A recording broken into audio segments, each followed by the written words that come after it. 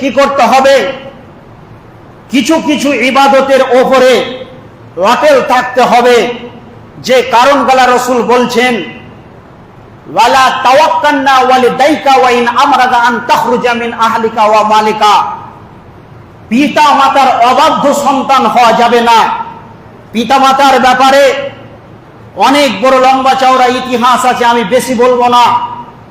বর্তমান পরিস্থিতিতে যদি এই গ্রামকে তল্লাশি শুরু করেন, দেখবেন বৃদ্ধা পিতামাতা নির্যাতিত অবস্থায় রয়েছে।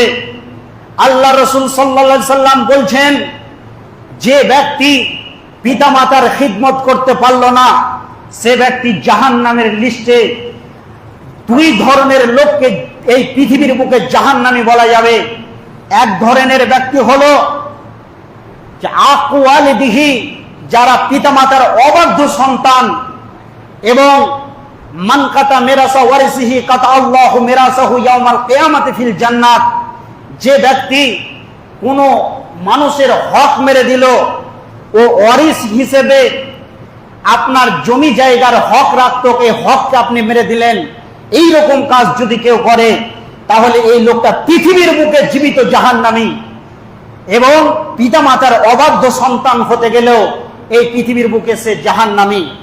রাসূল সাল্লাল্লাহু আলাইহি সাল্লাম বলছেন, হুমা জান্নাতুকা ওয়া নারুকা। পিতামাতাই হলো তোমার জান্নাত এবং জাহান্নাম। যখন তারা বার্ধক্যে উপনীত হবে, ওয়াকাযা রাব্বুকা আল্লা তা'বুদু ইল্লা ইয়্যাহু ওয়া বিল ওয়ালিদাইনি ইহসানা ইম্মা ইয়াবলুগান্না ইনদাকাল কিবারা আহাদুহুমা আও কিলাহুমা ফালা তাকুল লাহুমা উফিন ওয়া লা তানহারহুমা ওয়া কুল লাহুমা কাওলান কারীমা ওয়াখফিজ লাহুমা জানাহাজ যুল্লি মিনার রাহমা ওয়া কুর রাব্বিরহামহুমা কামা রাব্বায়ানিস সাগীরা। আল্লাহ তাবারক ওয়া তাআলা এই পৃথিবীর মানব জাতিকে নির্দেশ দিয়েছেন যে তোমরা কি করো? আমার ইবাদত করো। আর আমার ইবাদতের পরে তোমরা তোমাদের পিতামাতার খিদমত করো, তোমার পিতামাতার ইহসান করো। দুজনের মধ্যে যদি একজন কিংবা উভয়ে দুজন বার্ধক্যে উপনীত হয় এবং ওদের ব্যবহার আচার আচরণ, বার্ধক্য মানে বয়স যখন আপনার ভাটিয়ে চলে আসবে, তখন আপনার মাথায় আর কাজ করবে না। এই অবস্থায় অনেক কথা বলবে, অনেক রকম আপনাকে ব্যবহার দেখাবে। ওই ব্যবহারগুলোকে আপনাকে সহ্য করে নিতে হবে। ওদের ব্যবহারে আপনি দুঃখ কষ্টের সাথে শব্দটা ব্যবহার করতে পারবে না। ওয়াকুল্লা কাওলান কারীমা, তাদেরকে নরম নরম শিষ্টাচারপূর্ণ কথা বলতে হবে। একজন মানুষ ডাক্তারের কাছে গেলে যেমন জীর্ণ শীর্ণ হয়ে তাকে আপনার কিনা রেসপেক্ট করে, একজন প্রফেসরের সামনে গেলে তাকে রেসপেক্ট দিয়ে কথা বলে, যেই রকমই হোক না কেন পৃথিবীর বুকে উন্নত মানের লোক হলে তাকে রেসপেক্ট দিয়ে কথা বলা হয়। এই রকম পিতামাতা যখন বার্ধক্যে উপনীত হবে, সকালের কথা বিকালে, বিকালের কথা সকালে যখন মনে থাকবে না, খাবার দিবে তারপরেও পাশের বাড়ির লোককে গিয়ে বলবে যে আমার বৌমারা খেতে দেয়নি। এই রকম কথা বললেও সন্তানের কর্তব্য, বৌমায়ের কর্তব্য হবে যে শাশুড়ির শ্বশুরের ব্যবহারে শব্দটা যেন ব্যবহার না করে, এবং তাদেরকে যেন ঝিরকি মেরে কোনো কথা না বলে, এবং তাদের জন্য যেন দোয়া করে রব্বির হামহুমা কামা রব্বায়ানিস সাগীরা, যে হে আমার রব, তারা যেমন আমাকে শৈশবে, যখন আমি শৈশবে ছিলাম, যেমন আমাকে লালন পালন করেছে, তেমন করে তুমি তাদেরকে লালন পালন করো। এটা 5 ওয়াক্তের সালাতে প্রত্যেকটা মুসলিম জাতির জন্য কর্তব্য যে পিতামাতার জন্য দোয়া করা। তাহলে আমরা কি বুঝতে পারলাম? যদি আমরা কি করি পিতামাতার অবাধ্য সন্তান হই, তাহলে আল্লাহ আমাদেরকে ছাড়বেন না। আল্লাহ তাবারক ওয়া তাআলার নবী বলছেন আর একটি হাদিস, ওই 10খানা ওসিয়তের মধ্যে আর এক জায়গাতে বলছেন, ওয়ালা তাশরাবান্নাল খামরা ফা ইন্নাহু রাসু কুল্লি ফাহিসাতিন, এবং তোমরা কি করিও না? মদ পান করিও না। কেন? মদ হলো সমস্ত ফাহিশা কাজের মাতা। একটা লোক যখন মদ পান করে নেয়, তখন সে ভারসাম্য হারিয়ে ফেলে, এবং সারা পৃথিবীতে যত আপনার কিনা ফাহিশা, নোংরা, জঘন্যতম পাপ আছে, ওই লোকটির দ্বারা করা সম্ভব হয়ে যায়। তাই আল্লাহ রাসূল সাল্লাল্লাহু আলাইহি ওয়াসাল্লাম তিনি বলছেন যে তোমরা খবরদার কি করিও না, মদ পান করিও না। আমাদেরকে যে অত্যাচার চালানো হচ্ছে, আজকে আমরা হয়ে গেছি গাফিল, আল্লাহর ইবাদতে নাই। আজকে আমাদের ভিতর থেকে ঈমান শেষ হয়ে গেছে, ঈমানে আমাদের প্যারালাইসিস হয়ে গেছে, ঈমানে আমাদের পোকা ধরে গেছে। তাই এই মুসলিম জাতি বাঘের বাচ্চা, এরা 313 জন গর্জন মেরেছে। জঙ্গে বদরের যুদ্ধে বেঈমানদের সংখ্যা ছিল 1313 জন। মাত্র 313 জনের হুঙ্কারে কাফের বেঈমানদেরকে ময়দান থেকে তাড়িয়েছে। আজকে রসুলের ইতিহাস, আজকে রসুলের দেওয়া ইতিহাসকে আমরা ফলো করে চলতে পারি না।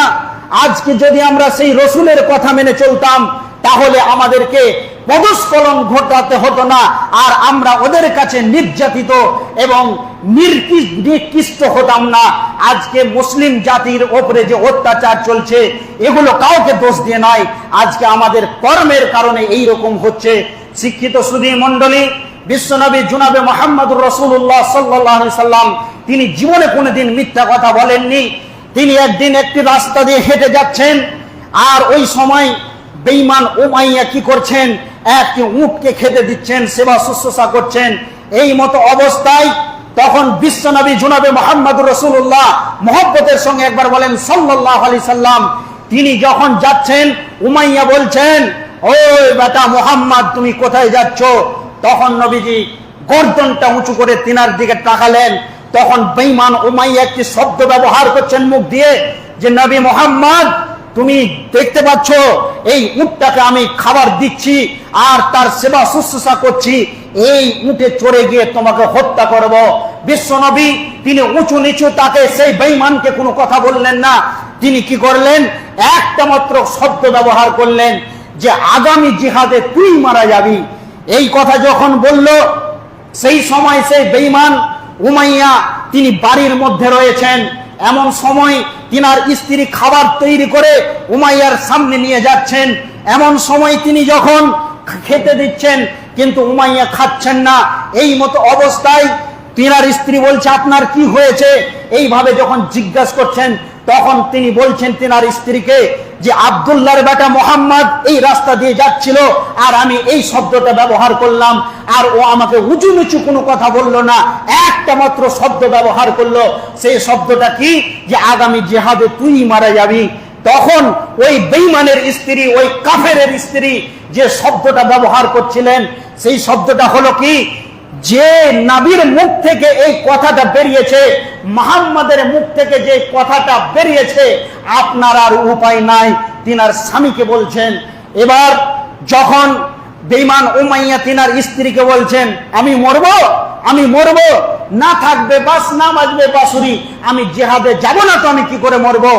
কিছুদিন পরে দেশ যখন যুদ্ধের দামামা ডঙ্কা বেজে উঠলো, কাফের বেঈমানদের দলকে যখন সৈন্য সমান্তরাল রেডি করছে, এমন সময় কাফের বেঈমানরা বলছে, আমাদের বড় লিডার বেঈমান উমাইয়া কোথায়? তখন উমাইয়ার খোঁজ লাগানো হচ্ছে। সে বাড়ির মধ্যে একটা বড় চাদরকে গায়ে দিয়ে তিনি শুয়ে আছেন, দিয়ে বলছেন আমি অসুস্থ। তখন ওদের মধ্যে একজন লিডার সে বলছে, এবং ইমাম বুখারী আলাইহি রাহমা বলছেন, তিনটি কথা বলছেন, হে উমাইয়া, আজকের দিনে তোমার মতো বীর যোদ্ধা, বীর মাস্তানটা যদি বলে নিজেকে যে আমি অসুস্থ, তাহলে তুমি কি করো? তোমার বাপ দাদার যতগুলো দেব দেবী রয়েছে, সমস্ত দেব দেবীর মুখে লাথি মেরে দাও। আর কি করো? তোমার যা সম্পদ আছে সমস্ত কিছু নবী মুহাম্মাদের কাছে জমা দিয়ে দাও। তোমার বাড়িতে যে মহিলাগুলো রয়েছে, সমস্ত মহিলাগুলোকে নবী মুহাম্মদকে দিয়ে দাও। আর এই তিনটি কথা যখন বলল, তখন বেঈমান উমাইয়া এই কথা শোনার পর তিনি চাদরটাকে সরিয়ে দিয়ে কি করলেন, খোলা তাওয়াল নিয়ে জিহাদের ময়দানের দিকে দৌড়ছে। এমন সময় সাহাবা ইবনে মাজমাইন রাদিয়াল্লাহু তাআলা আনহুদের দল এবং কাফের বেঈমানদের দল যখন জিহাদের ময়দানে উপস্থিত হলো, আর হযরতে বেলাল দেখে নিয়েছেন যে এই হলো বেঈমান উমাইয়া। বেলালের চোখ যখন বেঈমান উমাইয়ার দিকে পড়েছে, তো বেলালের চোখ আর সচ্ছে না। তখনই উমাইয়া বুঝে নিয়েছে আজকের দিনের কসাই হলো বেলাল। ওই জিহাদের ময়দানে হযরতে বেলাল রাদিয়াল্লাহু তাআলা আনহু বেঈমান উমাইয়াকে হত্যা করে দিলেন, জাহান্নামের টিকিট দিয়ে দিলেন। তাই বিশ্বনবী জনাবে মুহাম্মদ রাসূলুল্লাহ সাল্লাল্লাহু আলাইহি সাল্লাম বলছেন যে আমি এমন একটা কথা বলি না যে কথাটা মিথ্যা, যিনি যেগুলো বলেছেন 100 পুঙ্খানুপুঙ্খানু নিখুঁত ভাবে বাস্তবায়ন হবে। আজকে এই জাতি রসুলের সুন্নতকে ভালোবাসে না। রসুল বলছেন মান আহাব্বা সুন্নতি ফাকাদ আহাব্বানি ওয়া মান আহাব্বানি কানা মাই ফিল জান্নাত। যে ব্যক্তি রসুলের সুন্নতকে মহব্বত করলো, ভালোবাসলো, সে যেন নবী মুহাম্মদ রাসূলুল্লাহ সাল্লাল্লাহু আলাইহি সাল্লামকে ভালোবাসলো। আর যে ব্যক্তি নবী মুহাম্মদ রাসূলুল্লাহ সাল্লাল্লাহু আলাইহি সাল্লামকে ভালোবাসলো, সেই ব্যক্তির ব্যাপারে বলছেন কানা মাই ফিল জান্নাত, সে ব্যক্তি আমার সঙ্গে জান্নাতুল ফিরদাউসে থাকবে। অতএব শিক্ষিত সুধী মণ্ডলী, আজকে আমাদের ভিতরে রসুলের সুন্নত নাই। রসুল বলে গেছেন বহু পূর্বে, তারাকতু ফীকুম আমরাইন লান তাজিল্লু মা তামাসসাকতুম বিহিমা কিতাবাল্লাহ ওয়া সুন্নতি রাসূলুল্লাহ, যে আমি বহু পূর্বে তোমাদের জন্য দুটি পাথিও রেখে গেলাম, দুইটি রাস্তা রেখে গেলাম। এই রাস্তাতে আমার উম্মত যতদিন থাকবে, যতদিন অটল থাকবে, কোনোদিন কোনো বেঈমান কি করতে পারবে না, আমার উম্মতকে লাঞ্ছিত, অপদস্থ, অপদর্থ করতে পারবে না। একটা হলো আল্লাহর কিতাব কুরআনুল কারীমের উপরে জীবন চালাতে হবে আমাদেরকে, আর দ্বিতীয় হচ্ছে রসুলের তরিকা, রসুলের সুন্নতের উপরে আমাদের জীবন চালাতে হবে। পৃথিবীর কোন শক্তি এ মুসলিম জাতিকে কোনো জায়গাতে অপমান, অপদস্থ করতে হবে না। কিন্তু আজকে আমরা রসুলের সুন্নত ফলো করি না, কোরআনের বিধানের উপরে আমরা চলতে পারি না। বিধায় আজকে বেঈমানরা মুসলিম জাতির উপরে এইভাবে অত্যাচার শুরু করেছে। বিশ্বনবীর সুন্নাত কত গুরুত্বপূর্ণ, একটি গুরুত্বপূর্ণ মানে এর কথা বলছে, সুন্নতের কথা। সেই সুন্নতটা কি? কয়েকদিন ধরে একটি জিহাদ চলছে, সাহাবা ইবনে মাজমাইন রাদিয়াল্লাহু তাআলা আনহুরা বিজয় পতাকা করতে পারছেন না, বিজয় পাচ্ছেন না। এমন সময় সাহাবা ইবনে মাজমাইন কি করলেন? এক জায়গাতে বসে মাসওয়ারা শুরু করলেন যে আমাদের কিসের অভাব রয়েছে, আজকে আমরা কেন আজকে বিজয় নিতে পারছি না। তখন তিনারা আপোষের মধ্যে আলোচনা করতে গিয়ে বলছেন, কয়েকদিন ধরে আমরা মিসওয়াক করতে পারিনি, যেই গাছের ডাল ভেঙে মুখে ভরেছে, আর কাফের বেঈমানরা ওই কাফের জিহাদের ময়দান থেকে পালাতে শুরু করেছে। তবে একটা সুন্নতের ফজিলত কতটা, শিক্ষিত সুধী মণ্ডলী, আজকে আমাদেরকে রসুলের সুন্নতগুলোকে ফলো করতে হবে আর কোরআনের উপরে জীবন চালাতে হবে। তবেই সারা পৃথিবীতে যত বেঈমান আছে তারা কি করবে? ভয়ে ভীত সন্ত্রস্ত হবে। আল্লাহ তাবারাক ওয়া তাআলা সূরা নূরের মধ্যে বলছেন, ওয়াদাল্লাহুল্লাযিনা আমানু মিনকুম ওয়া আমিলুস সলিহাতি লা ইস্তাখলিফান্নাহুম ফিল আরজি কামা ইস্তাখলাফাল্লাযিনা মিন ক্বাবলিহিম, যে আমি আল্লাহ তোমাদের সঙ্গে ওয়াদা করছি, তোমরা 100% ইমানদার হও, 100% ভালো আমলে লেগে যাও, হাদিস এবং কোরআন এবং আল্লাহর ঘরে ঢুকে যাও। সারা পৃথিবীতে যে চক্রান্ত, যে রাজনীতির চক্রান্ত চলছে, এই চক্রান্তকে সমস্তকে দমন করে দিয়ে মুসলিম জাতিকে এই রাষ্ট্রে কায়েম করে দিবে, এতখানি আল্লাহর পাওয়ার রয়েছেন। এর পূর্বে বহু জাতিরা ছিল যারা শাসন করেছে, এই রকম ধরনের আপনার কিনা আল্লাহ করে দিতে পারবেন, আল্লাহ ওয়াদা করছেন। কিন্তু আজকে আমরা এই গ্রামে এতজন আমরা বসবাস করি, কিন্তু মসজিদে যখন সালাত হয় কজন আমরা এখানে আসি? কজন আমরা আসি? তাহলে আমাদের অভাবের কারণে আমাদের উপরে এরকম নির্যাতন চলছে। শিক্ষিত সুধী মণ্ডলী, রাসূলুল্লাহ সাল্লাল্লাহু আলাইহি সাল্লাম এই জাতি ছিল গুমরাহ, এই জাতি ছিল নিমজ্জিত অন্ধকারের ভিতরে। এমন একটা আইয়ামে জাহিলিয়াতের যুগে এসেছিলেন যে কাফের বেঈমানরা ছোট ছোট কথা নিয়ে ঝগড়া করে একজন মানুষকে মার্ডার করে তার মাথার খাপড়িটাকে খুলে মদ পান করতো, ঢেলে ঢেলে ওই খাপড়িতে করে, আর আনন্দে আত্মহারা হয়ে তারা আনন্দ চিত্তে দিন কাল কাটাতো। এইরকম জুলুম অত্যাচারের যুগে বিশ্বনবী তিনি দেখছেন এই জাতিকে ঠিক করতে গেলে কি করতে হবে। তিনি হীরা গুহায় আল্লাহর ধ্যানে ছয়টি মাস কান্না করছিলেন।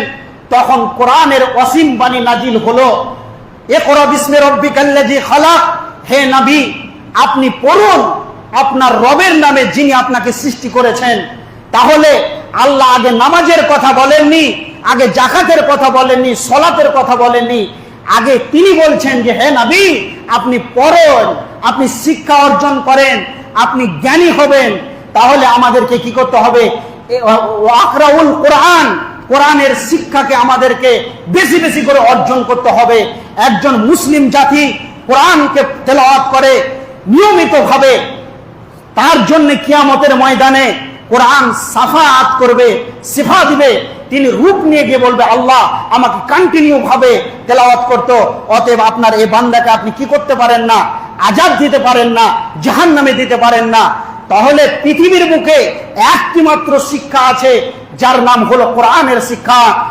ওয়া উসমান ইবনে আফফান রাদিয়াল্লাহু তাআলা আনহু তিনি বলছেন, খায়রুকুম মান তাআল্লামাল কুরআন ওয়া আল্লামা, পৃথিবীর বুকে ওই ব্যক্তি সবচেয়ে শ্রেষ্ঠ যে ব্যক্তি কোরআন শিখলো এবং অপরজনকে শিক্ষা দিল।